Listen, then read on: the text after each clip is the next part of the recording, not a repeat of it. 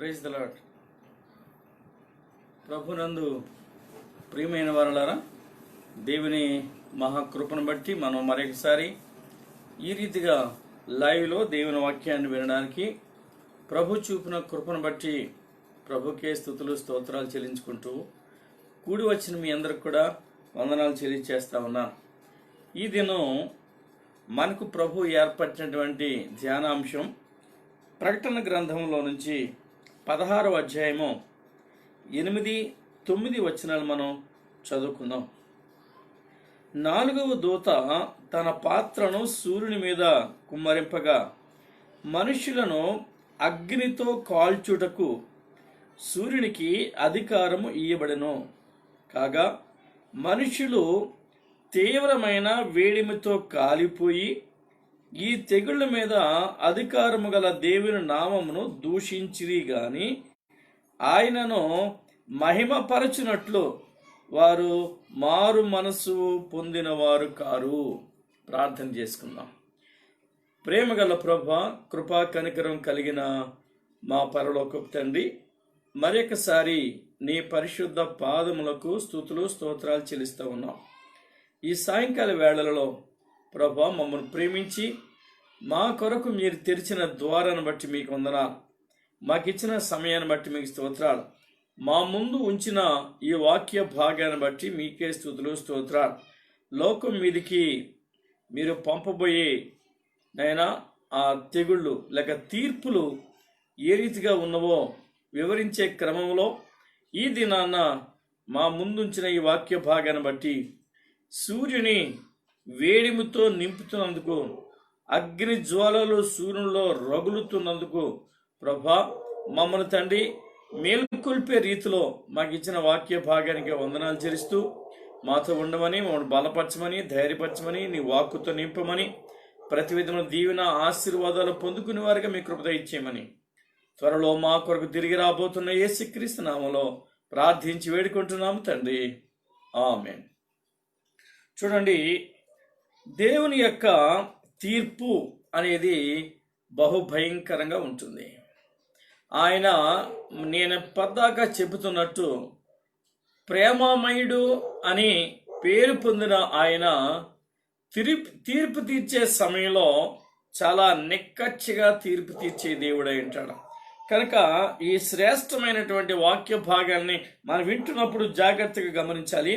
దేవుడి యొక్క ఆ ఉగ్రత పాత్ర, 4వ పాత్ర సూర్యుని మీద కుమ్మరింపగా, మొదటిది మనం చూసాం, భూమి మీద కుమ్మరించబడింది. రెండవది సముద్రం మీద కుమ్మరించబడింది. మూడవది నదులలోనూ జలధారలలోనూ కుమ్మరించబడింది. 4వది సూర్యుని మీద కుమ్మరించబడుతూ ఉంది. ప్రియమైన వాళ్ళారా, మనం ఈ 4 ఉగ్రత పాత్రలను గమనించినట్లయితే సృష్టి మీద దేవుడు కుమ్మరించాడు. భూమి, సముద్రం,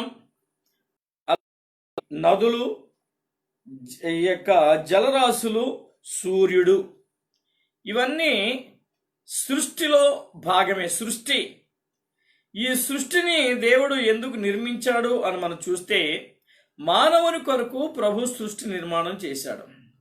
ఈ సృష్టి నిర్మాణం చేసి అందులో ఉన్న సమస్తాన్ని మానవునికి ఇచ్చి, వాటి మీద అధికారాన్ని ఇచ్చి, అతన్ని దైవ చిత్తానుసారంగా జీవించమని ప్రభువు తెలియచేస్తే, అతడు అవిధేయత చూపి అపవాదికి లోబడిపోయి అపవాది చేత మోసగించబడి దేవునికి దూరం అయ్యాడు.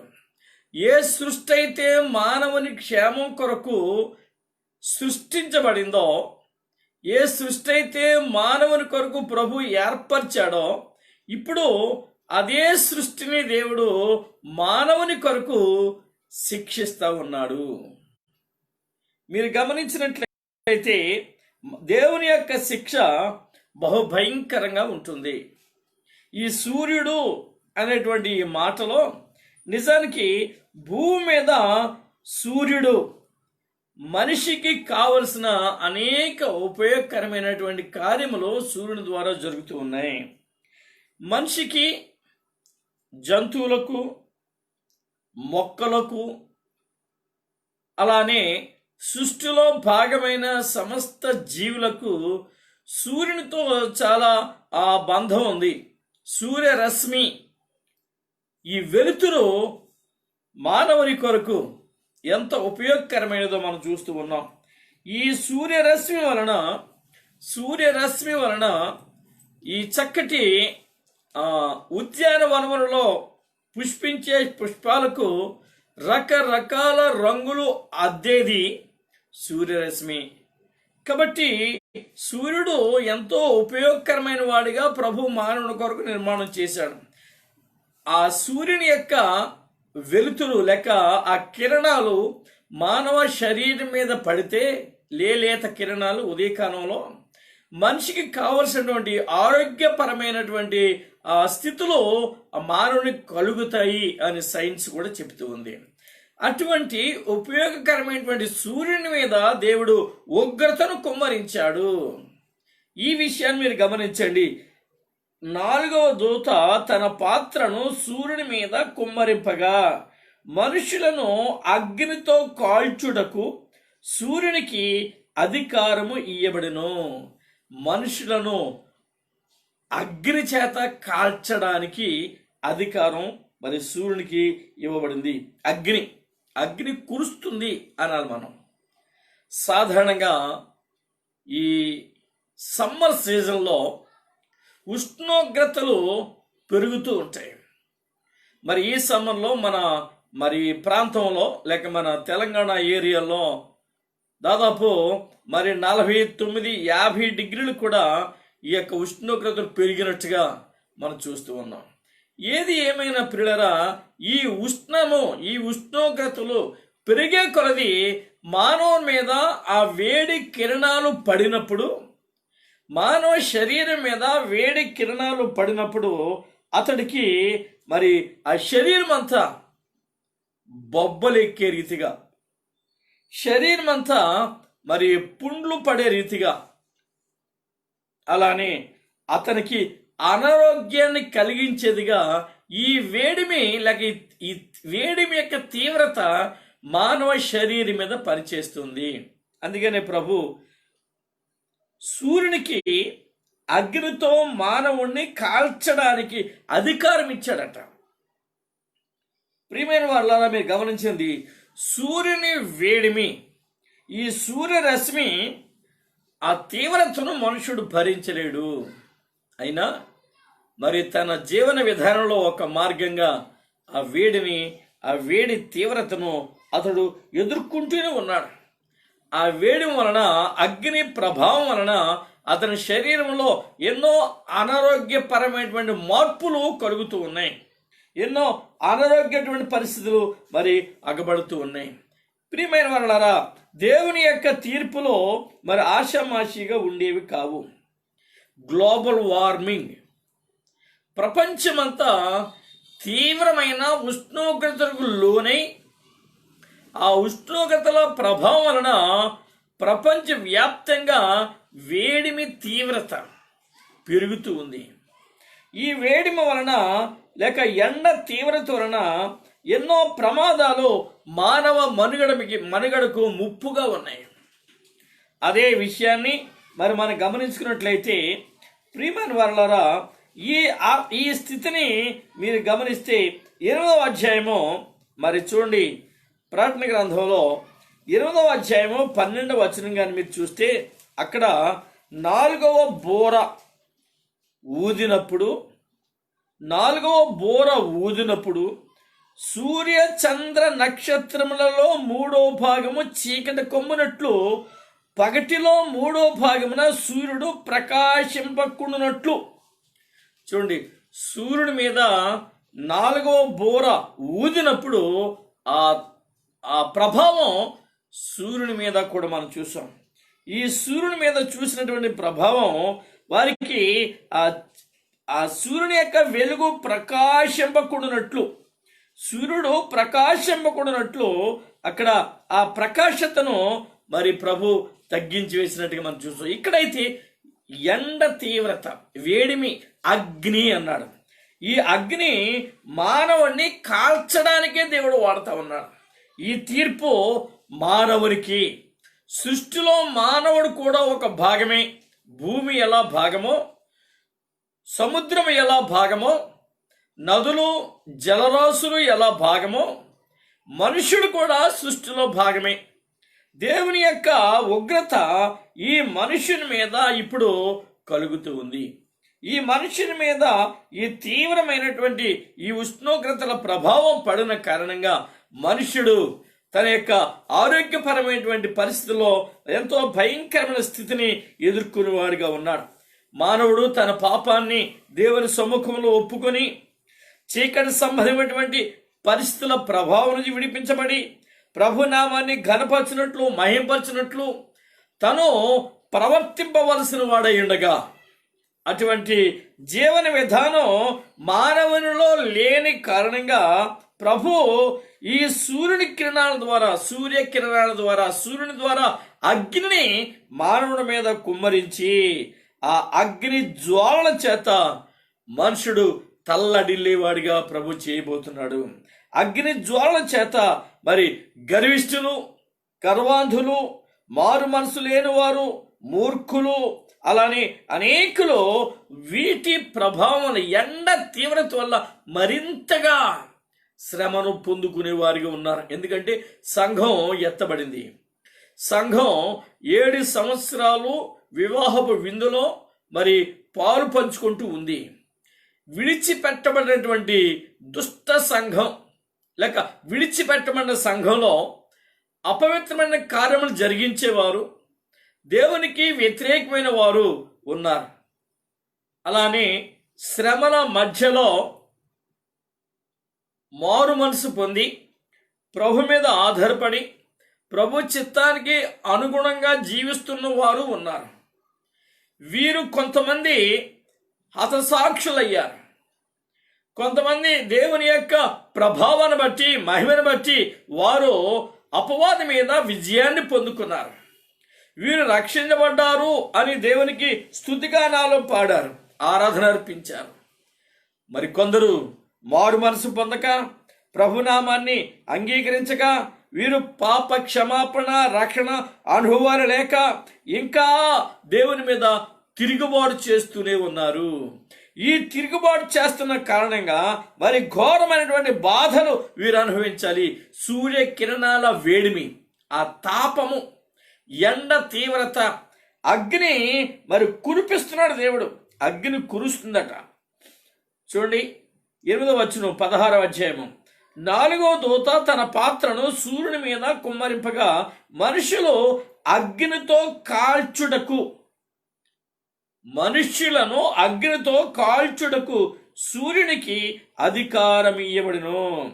ప్రియమైన వారలారా, ఈ యొక్క అగ్ని జ్వాలల ప్రభావాన్ని వారు భరించలేక శరీరం కాలిపోతున్నప్పుడు, మంటలు రేగుతున్నప్పుడు, ఆ మంటలు ఆ జ్వాల ఆ వారి శరీరం మీద మరి ఘోరంగా వారిని వేధిస్తున్నప్పుడు ఆ మంటను వీరు భరించలేని వారిగా ఉంటారు. ఆ మంటను వీరు ప్రియమైన వారలారా వీరు సహించలేరు. ఆ మంటలో ఉన్న తీవ్రతను వీరు జయించలేరు. అలా ఆ ఎండకు మాడిపోవలసింది. ఆ ఎండకు వీరు దేవుని యొక్క వాక్యానికి లోబడని కారణంగా ఆ ఎండకు ఆహుతి, ఆ వేడిమికి, ఆ తీవ్రకు, అగ్ని ప్రభావానికి వీరు ఆహుతి కావలసింది. అందుకే అంటాడు మలాకీ గ్రంథంలో 4వ అధ్యాయము 1వ వచనం చూడండి. ఏలయనగా నియమింపబడిన దినము వచ్చుచున్నది, కొలిమి కారునట్లు అది కారును. గర్విష్ఠులందరూ దుర్మార్గులందరూ కొయ్య కాలువలే ఉందురు. వారిలో ఒకనికి వేరేనను చిగురేనను లేకుండా రాబో దినము అందరినీ కాల్చివేయనని సైన్యములకు అధిపతియగు యెహోవా సెలవిచ్చుచున్నాడు. అందరినీ కాల్చివేయడానికి, అందుకని కాల్చడానికి సూర్యునికి అధికారం ఇవ్వబడింది. మనుషులు ఈ కొలిమిలో అగ్ని జ్వాలలలో దుర్మార్గులు, గర్విష్ఠులు కొయ్య కాలువలే, ఒక కట్టె వలె కాలిపోయే దినం రాబోతుంది. అది నియమించబడిన దినము అన్నాడు. నియమించబడిన దినము, దేవుని చేత నియమించబడినటువంటి ఆ దినము త్వరగా రాబోచుండగా ప్రియులారా గమనించండి, కొలిమి కాలునట్లు అది కాలును. కంసాలి ఇనుమును లేక ఆ యొక్క ప్రియులారా ఆ బంగారాన్ని కాల్చినప్పుడు, కొలిమిలో పెట్టి కాల్చినప్పుడు, అలానే ఇనుప పనులు చేసేటువంటి అతడు ఇనుమును అగ్నిలో కాల్చినప్పుడు భయంకరమైనటువంటి పరిస్థితిని అవి ఎదుర్కొంటాయి. అవి మరి కాల్చబడి కొట్టబడితే సాగుతాయి. అందులో ఉన్న మస్టు మైలు తీసివేయబడుతుంది. అలా ఆ కొలిమి తీవ్రత ఎంత భయంకరంగా ఉందో మీరు గమనించండి. అగ్నిలో వారు కాలిపోతారు అన్నాడు. దుర్మార్గులు కాల్చబడతారు. సూర్యునికి అదే అధికారాన్ని దేవుడిచ్చాడు. కాబట్టి ప్రియమైన వాళ్ళారా, వారిలో ఒకరికి వేరైనను చిగురైనను లేకుండా, వారు ఏమాత్రం ఇంకా జీవించే అవకాశం లేకుండా ఆ దినమున అందరూ కాల్చివేయబడతారు. దుర్మార్గులు ఎవరున్నారో, గర్విష్యులు ఎవరున్నారో, దేవునికి వ్యతిరేకంగా ఎవరున్నారో, దేవుని ప్రేమను ఎరగని వారు ఎవరున్నారో, నిర్లక్ష్య స్వభావం కలిగిన వారు ఎవరున్నారో, ప్రభు ప్రేమను గుర్తించిన వారు ఎవరున్నారో వారందరూ కూడా అగ్నిలో కాల్చివేయబడతారు.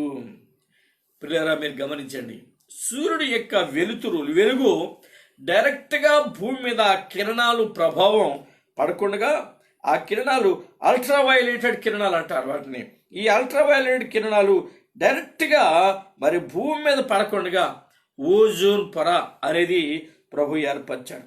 ఈ పొర వ్యర్థమైన పదార్థాలను మరి కప్పి ఉంచి సూర్యుని యొక్క ఆ వేడిమి డైరెక్ట్గా మానవుడి మీద పడకుండా ఆ ప్రభావం దాని వలన మనిషికి ఎటువంటి అనారోగ్య పరిస్థితులు రాకుండా అది కాపాడుతూ ఉంటుంది. కాబట్టి ఈ కిరణాలు సరాసరి భూమి మీదకి రావు, మనుషుల మీద పడకుండా ఈ పొర అడ్డుపడుతుంటుంది. వేడిమిని తగ్గించి ఆ ఉష్ణోగ్రత ప్రభావాన్ని తగ్గించి అది మరి ఆ భూమి మీదకి ఈ కిరణాలు పంపుతూ ఉంటుంది. వాటి వలన మానవునికి ఎంతో ప్రయోజనం కలుగుతుంది, ఆరోగ్యపరమైన ప్రయోజనం కలుగుతుంది. కనుక ఇది దాదాపు ఈ ఓజోన్ పొర భూమికి 25 మైళ్ళ ఎత్తులో ఉంటుందని అంటూ ఉంటారు. అది ఎంత ఎత్తు ఉన్నా ఏమున్నా ఓజోన్ పొర అనేది ఉంది. ఇది ఈ కిరణాల ప్రభావం మనుషులకు లేకుండా మరి చక్కగా అది కాపాడుతున్నట్టుగా చూస్తూ ఉన్నాం. కానీ ఈనాటి ప్రపంచంలో ఈ హై టెక్నాలజీ డెవలప్ అయినటువంటి ఈ కాలంలో ఫ్యాక్టరీస్ నుంచి, వాహనాల నుంచి మరి విడుదలవుతున్న కాలుష్య ప్రభావం, ఎలక్ట్రానిక్స్ గూడ్స్ వల్ల మరి రిలీజ్ అవుతున్నటువంటి కాలుష్యం ఈ ఓజోన్ పొర మీద దాని ప్రభావాన్ని కనపరుస్తుంది. తద్వారా ఓజోన్ పొర మరి పలచబడిపోయి అది అక్కడక్కడ హోల్స్ పడి ఈ కిరణాలు భూమి మీద డైరెక్ట్గా పడేటట్టు మరి జరుగుతున్నట్టుగా సైంటిస్టులు మరి మనల్ని అలర్ట్ చేస్తూ ఉన్నారు. ఈ గ్లోబల్ వార్మింగ్ అనేటువంటి ఆ మాటతో, పదాలతో మనుషులను వాళ్ళు ఎంతగానో మరి ఈ అలర్ట్ చేస్తూ వారిని పొల్యూషన్ తగ్గించే విషయంలో, ఈ కాలుష్యాన్ని నియంత్రించే విషయంలో ప్రభుత్వం వారు, మానవులు కూడా కలిసి ఏవో కొన్ని ప్రయత్నాలు చేసిన పక్షంలో అది నియంత్రించబడుతుంది. ఆ ఓజోన్ లెవెల్ తగ్గినట్లయితే మరి సూర్యకిరణాలు సరాసరి భూమి మీద పడి ఈ అల్ట్రావైలెటెడ్ కిరణాల వల్ల మరి ఆ వేడిమికి, ఆ తాపానికి మనుష్యులు అనేక రోగాల బారిన పడతారని సైంటిస్టులు హెచ్చరిస్తూనే ఉన్నారు. ఏదేమైనా మరి మధ్యకాలంలో వీటి మీద ఎన్నో ఆర్టికల్స్ వస్తూ ఉన్నాయి పేపర్లో. మీరు గమనించండి, చదవండి. ఈ గ్లోబల్ వార్మింగ్ అనే పదం మన జీవన విధానాన్ని ఎంతగా పాడు చేస్తుందో మీరు గమనించాలి. సూర్యుని యొక్క ఉష్ణోగ్రత లెవెల్స్ పెరుగుతూ ఉన్నాయి, ఉష్ణోగ్రత తీవ్రత పెరుగుతుంది. ఒక విధంగా మరి వర్షాకాలంలో కూడా తీవ్రమైన ఎండల్ని మనం చవి చూస్తూ ఉన్నాం. గమనించారు కదా?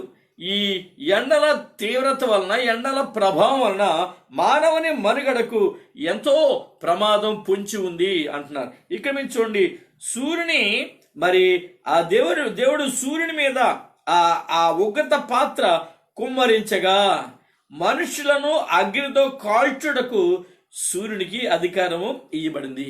ఎప్పుడైతే సూర్యుని యొక్క వేడిమి తీవ్రత పెరుగుతూ ఉందో, ఉష్ణోగ్రతలు లెవెల్స్ పెరుగుతూ ఉన్నాయో, ఆ ఉష్ణోగ్రత ప్రభావం వలన మనుషునికే ప్రమాదం కాదు కానీ సముద్రాలకు కూడా ఒక విధమైన ప్రమాదం పొంచి ఉంది. ఎలా అంటే మంచు కొండలు కరుగుతూ ఉన్నాయి. మన భారతదేశంలో హిమాలయ పర్వతాలు, ఎత్తైనటువంటి హిమాలయ పర్వతాలు మనకు ఉన్నాయి.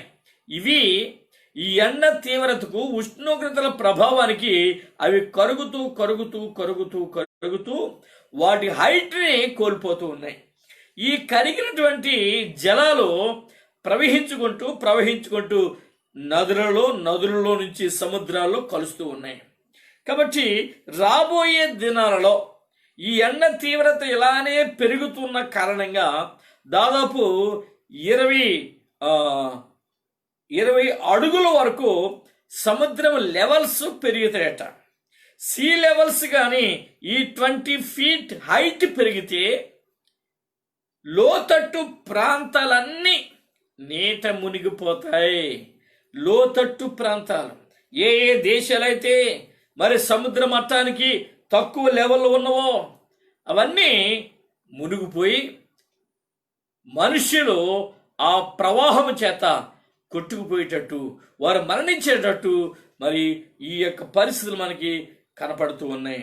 కనుక ప్రియమైన వాళ్ళారా, సముద్ర జలాల ఆ యొక్క మరి పెరుగుదల మానవునికి ఎంతో ప్రమాదాన్ని కలిగిస్తూ ఉంది. సాధారణంగా మరి మన యొక్క పరిస్థితులు గమనించినట్టు సూర్యుని యొక్క ప్రతాపం భూమి మీద చాలా తీవ్రంగానే కనబడుతుంది. ఇలానా మరి మనుషులు అగ్నితో కాల్చబడేటానికి సూర్యునికి అధికారం ఇవ్వబడింది. అయితే ఇక్కడ ఇంకొక సంగతి జరుగుతుంది చూడండి. కాగా మనుషులు తీవ్రమైన వేడిముతో కాలిపోయి ఈ తెగుల మీద అధికారము గల దేవుని నామమును దూషించిరి గాని ఆయనను మహిమపరచినట్లు వారు మారు మనసు పొందిన వారు కారు. ఈ శ్రమకాలంలో కూడా ఈ గర్విష్ఠులకు, గర్వాంధులకు, ఈ యొక్క భయంకరమైనటువంటి పాప స్థితిలో ఉన్నటువంటి వారికి మారు మనసు పొందే అవకాశం దేవుడిచ్చాడు. అయినా వీరు కఠినపరచబడుతూ ఉన్నారు కానీ, ప్రభునామాన్ని దూషిస్తూ ఉన్నారు కానీ వారు ప్రభు మహిమపరచబడినట్లు మారు మనసు పొందినవారు కారు. దూషించేవారు, ప్రభు ప్రేమను ఇంతవరకు నిర్లక్ష్యం చేసిన కారణంగా ఈ దుస్థితి వీరికి వచ్చింది. ప్రభు యొక్క ప్రేమను త్రోసివేసిన కారణంగా, ఆయనను రక్షకుడిగా అంగీకరించని కారణంగా ఈ దుస్థితి ఏర్పడింది. ఈ భయంకరమైనటువంటి పరిస్థితి వచ్చింది. ఈ పరిస్థితి వచ్చి దానివల్ల నష్టపోతూ ఉన్నా, మరణిస్తూ ఉన్నా వారికి ఎటువంటి చలనము లేదు. వారి హృదయంలో ఎటువంటి ఆందోళన కనపడటం లేదు. వారు ప్రభువుని గుర్తించడం లేదు. వారు ప్రభు పంపిన ఈ శ్రమ వలన కలిగేటువంటి ఆ మరణాలను చూసి కూడా వీరు మారు మనసు పొందుటలేదు. వీళ్ళు చేసే పని ఏంటంటే ఈ తెగుళ్ళ మీద అధికారం గల దేవుని నామమును దూషిస్తూ ఉన్నారు. తెగుళ్ళు ఎవరు పంపారో, ఈ తెగుళ్ళ మీద ఎవరికి అధికారం ఉందో ఆ ప్రభువుని దూషిస్తున్నారే కానీ మారు మనసు పొందిన వారు కారు. మహాభయంకరుడు, దూషించే దుర్గుణం కలిగిన వారు, ప్రభునామాన్ని ఎరిగిన వారు కారు వీళ్ళు. అయినా అవకాశం ఇచ్చాడు ప్రభు, మారు మనసు పొందటం లేదు. మీరు ఇంకో విషయం చూస్తే 9వ అధ్యాయంలో దేవుడు మారు మనసు పొందడానికి ఒక అవకాశం ఇచ్చాడు. ఈ అవకాశం ఇస్తే ఇక్కడ వారు మారు మనసు పొంది దేవుని ఘనపరిచారు. మీరు గమనించండి, వీరు మరి ప్రభుని ఘనపరిచినట్లుగా మనం చూస్తూ ఉంటాం.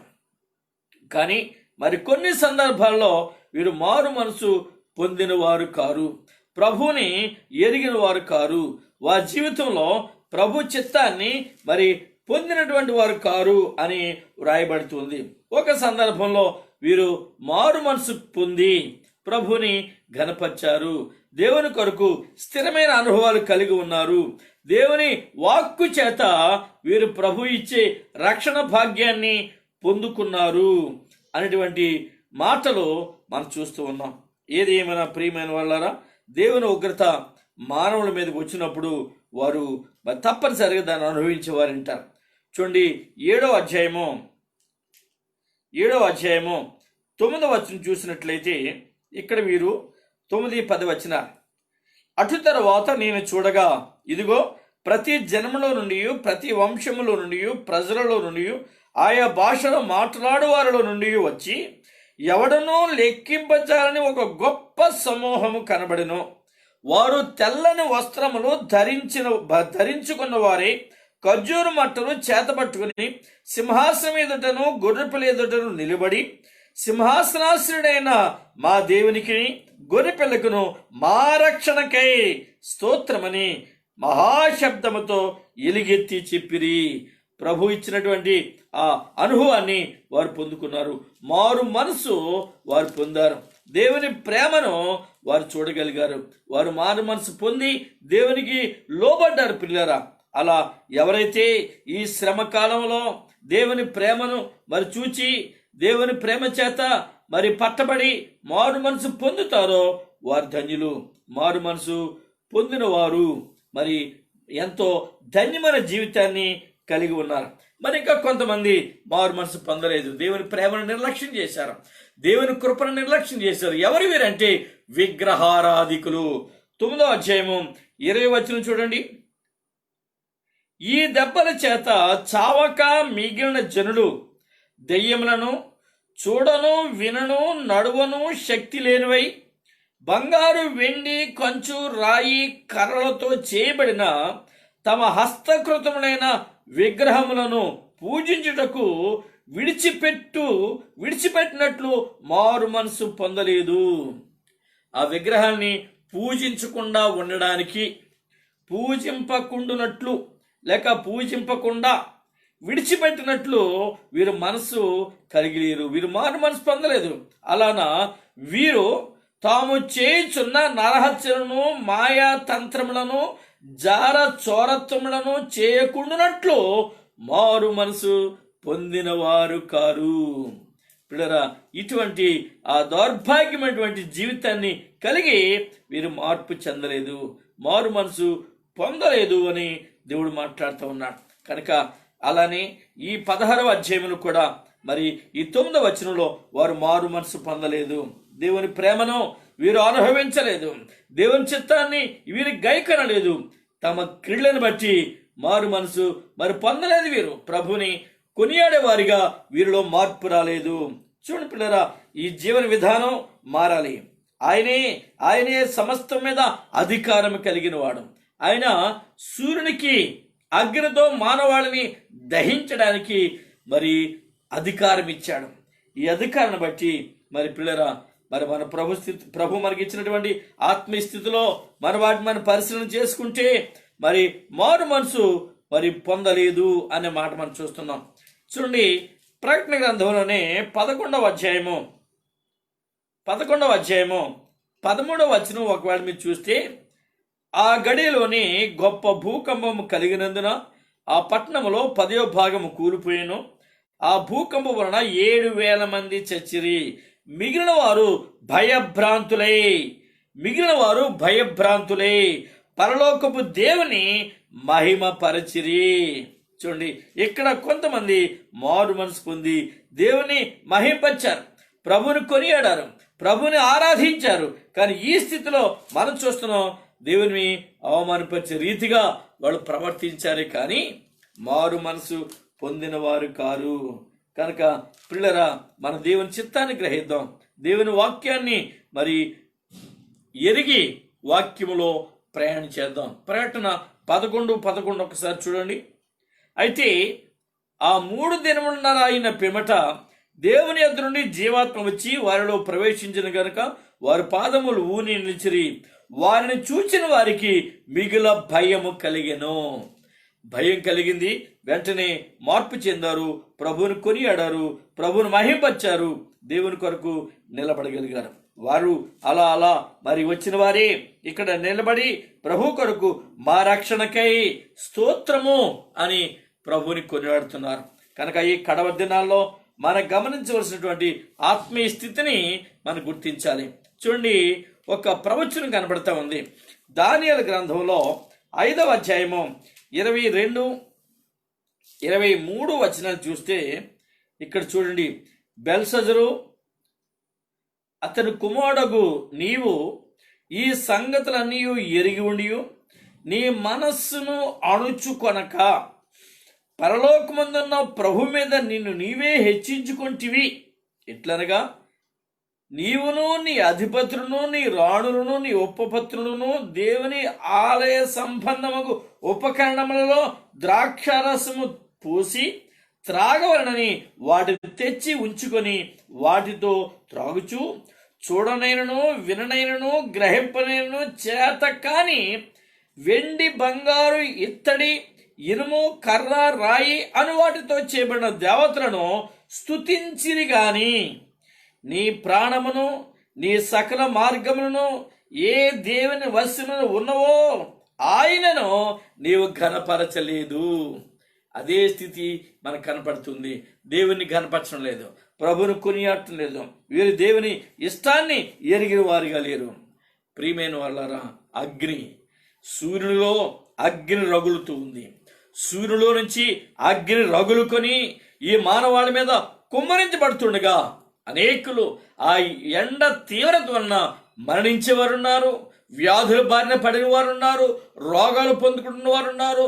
వారి శరీరం అంతా కమిలిపోయి ఎండ తీవ్రతకు ఆ యొక్క ఉష్ణోగ్రతల మరి తీవ్రత వలన ఆ వేడిమి డైరెక్ట్గా ఆ కిరణాలు డైరెక్ట్గా శరీరం మీద పడినందువల్ల వారి శరీరాలు కాలిపోయి చెడ్డ పుండ్లు మరి పుట్టుతున్నట్టుగా, ఆ పుండ్లతో వారు బాధపడుతున్నట్టుగా మరి మనం చూస్తున్నాం.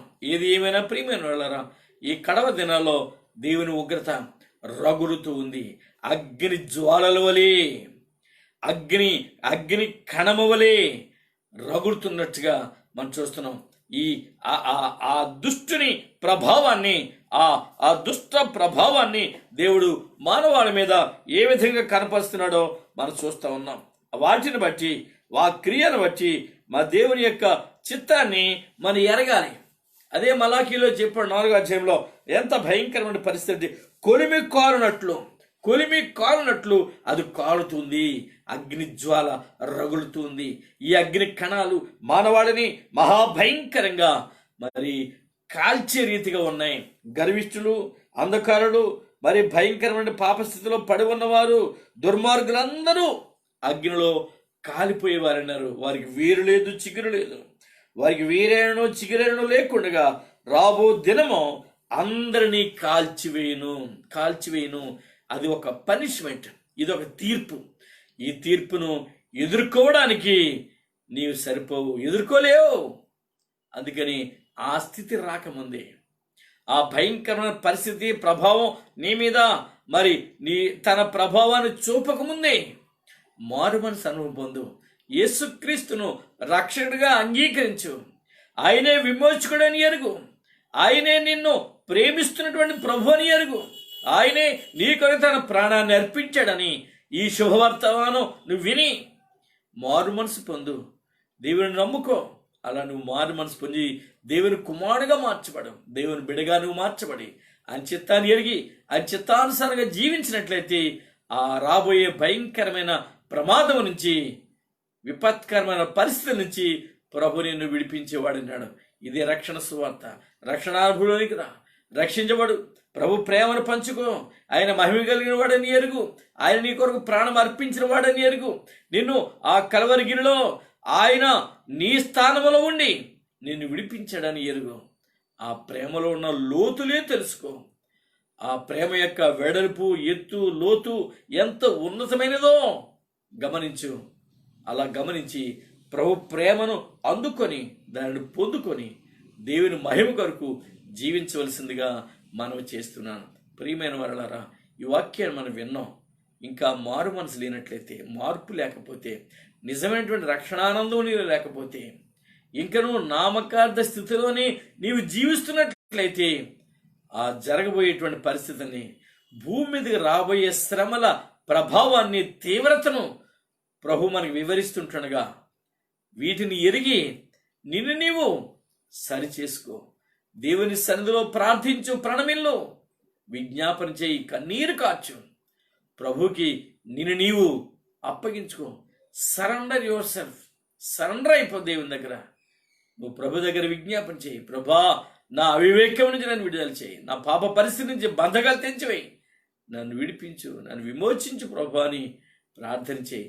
ప్రార్థన వినే దేవుడు నిన్ను విడిపిస్తాడు, నిన్ను నడిపిస్తాడు, తన కృపతో నింపుతాడు.